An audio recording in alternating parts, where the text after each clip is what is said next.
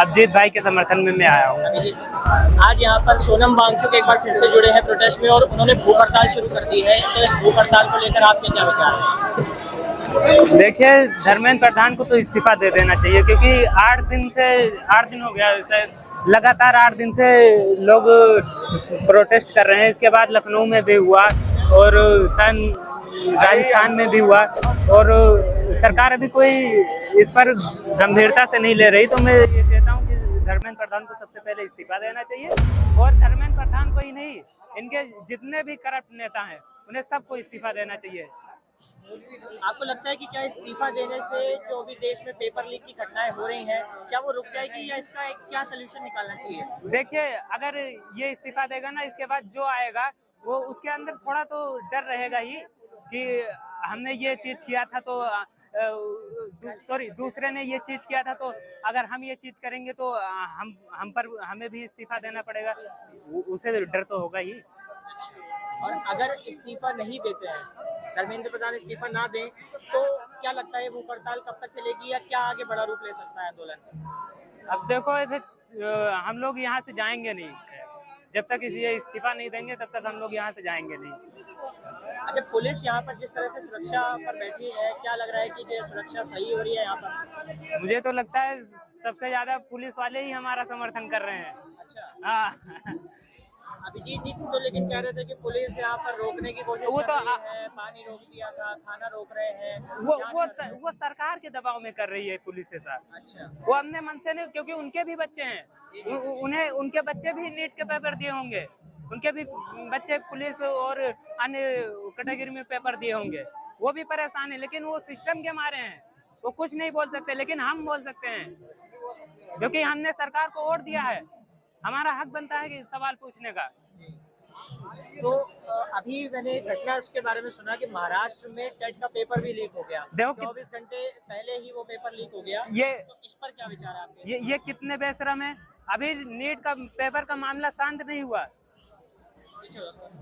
NEET paper का मामला शांत नहीं हुआ, एक और पेपर लीक हो गया। इनके सारे मंत्री करप्ट हैं, एक भी मंत्री इनका नहीं सही है। और मैं तो ये कहता हूँ, अगर धर्मेंद्र प्रधान इस्तीफा देते तो बीजेपी का कोई नहीं बैठना चाहिए। अच्छा, बीजेपी का शिक्षा मंत्री नहीं बनना चाहिए। नहीं, अगर जिस तरह आज ये प्रोटेस्ट हो रहा है उसी तरह होगा, क्योंकि ऐसे ही पेपर लीक होते रहेंगे। तो फिर उनका शिक्षा मंत्री कैसे ना बने? देखिए, बनाने को तो अलग से भी बना सकते हैं, लेकिन ये बनाएंगे नहीं, क्योंकि इन्हें दलाली और मक्कारी के अलावा कुछ आता नहीं है, मंदिर और मस्जिद के अलावा इन्हें कुछ आता नहीं है। हाँ। अच्छा, अभी सुनने में मिल रहा है कि कैबिनेट में हेर-फेर हो सकता है, फेरबदल की जा सकती है। हाँ, सुनने में तो आ रहा है। क्या लग रहा है कि कौन बनेगा? राघव चड्ढा या निर्मला सीतारमण जैसे नेताओं का नाम सामने आ रहा है इसमें एजुकेशन मिनिस्ट्री के लिए। देखो, राघव चड्ढा तो चड्डी पहन लिए हैं, उन्हें अब कोई मतलब है नहीं।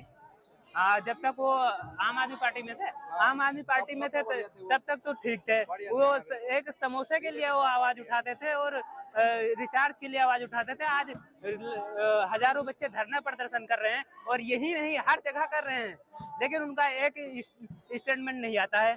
पंजाब में भी कर रहे हैं। और अभी कल परसों में कुछ आया, तो वो भगवंत मान को कुर्सी से हटाने का वो मांग कर रहे थे। तो राघव चड्ढा ने तो आम आदमी पार्टी यही कह के छोड़ी थी कि उनकी आवाज को वहाँ दबाने की कोशिश हो रही थी, तो फिर अब क्यों नहीं वो बोल रहे? चलिए, जब तक थे वहां से आवाज तो उठा रहे थे। आज यहाँ नीट का पेपर लीक हुआ, यूपी में कांस्टेबल का पेपर लीक होता है, और अन्य लेखपाल का पेपर लीक होता है, क्यों नहीं आप बोलते हो? आपको बोलना चाहिए ना। लाखों युवा सड़क पर आज घूम रहे हैं, आप क्यों नहीं बोलते हो? आपको जब आम आदमी पार्टी में था तभी आपको इसलिए बोलना था कि आप बीजेपी में आपको ज्यादा सपोर्ट मिल जाएगा, आपको ज्यादा पैसे मिल जाएंगे, इसलिए आप उसमें बोल रहे थे।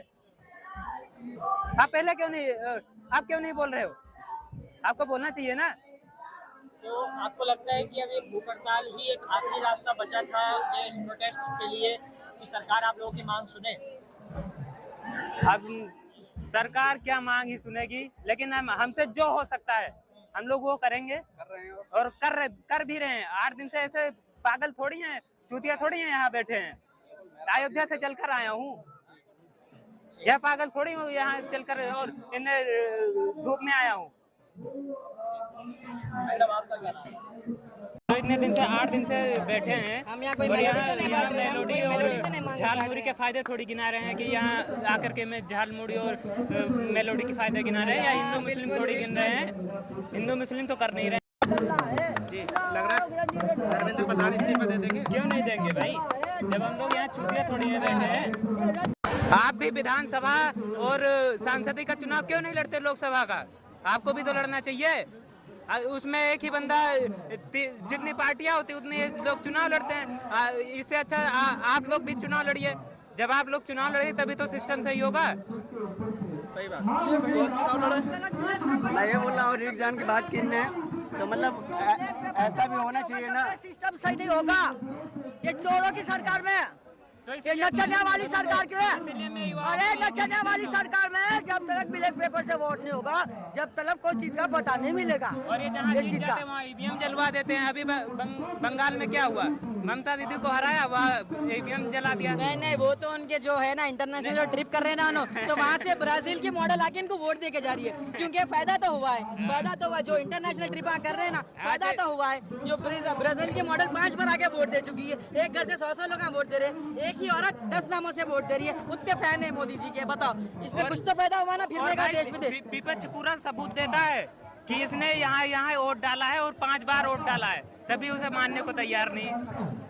जब इलेक्शन कमीशन से फुटेज